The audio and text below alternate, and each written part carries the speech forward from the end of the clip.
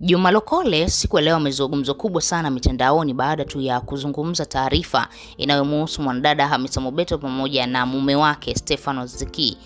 Tunafahamu kwa sasa hivi inavyosemekana namna ambavyo pia Maimartha Jesse aliweza kutoa taarifa kwenye mitandao ya kijamii, ni Hamisa Mobeto pamoja na mume wake Ziki hawapo sawa, yani hawaelewani. Kuna namna fulani hivi ndoa yao imeanza kukosa amani, na unaambiwa sababu kubwa ya ndoa yao kukosa amani ni Hamisa Mobeto bado anaendelea kuwasiliana na ex wake msanii Diamond Platnumz. Licha ya kwamba Diamond alimkataa mtoto wake, lakini bado Hamisa Mobeto anakuwa na ule moyo wa kumtafuta Diamond Platnumz mara kwa mara.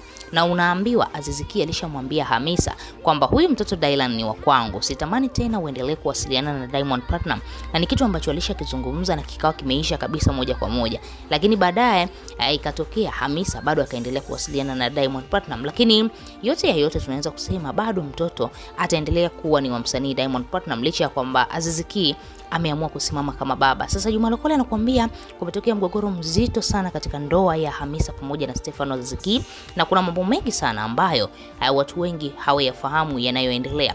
Juzi kati hapo tumeweza kushuhudia, ilikuwa ni siku ya kina mama duniani, lakini Azizi hakuweza kumposti kabisa Hamisa Mobeto, jambo ambalo likathibitishia wazi kwamba ni kweli ndoa yao ipo katika mgogoro, na mpaka dakika hii Juma Lokole anakuambia Aziz Ki alimpatia talaka moja mwanadada Hamisa Mobeto, jambo ambalo linapelekea ndoa hiyo kuwa na migogoro zaidi na zaidi, kwa sababu Hamisa akiwa anadai haiwezekani yeye ashindwe kuwasiliana na mzazi mwenzake kama Diamond ameamua kwamba yule mtoto ni wa kwake na ameamua kumlea mtoto wake. Kuna shida gani? Yeye Hamisa amefungua moyo, amekunjua nafsi, lakini Aziz Ki kwa upande wake yeye yuko tofauti kabisa. Anaona huyu mwanamke hayupo sawa, na anaona kabisa huenda Hamisa Mobeto anaweza kukutana na Diamond Platnumz na wakajikumbushia vile vile kama ambavyo mara nyingi maex wanayafanyaga.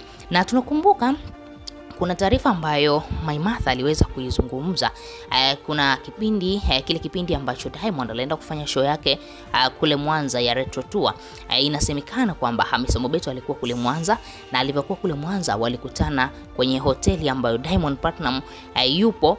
Hamisa Mobeto na yeye akawa katika hiyo hoteli, jambo ambalo likapelekea tufikirie na kudhani kwamba huenda kweli hao watu walienda kujikumbushia. Ni kitu gani ambacho kinamsababisha Hamisa Mobeto mpaka leo hii bado anashindwa kumove on kwa Diamond Platnumz? Diamond Platnumz alimpatia kitu gani Hamisa Mobeto mpaka inafikia hatua anashindwa kabisa kumsahau kama hivi?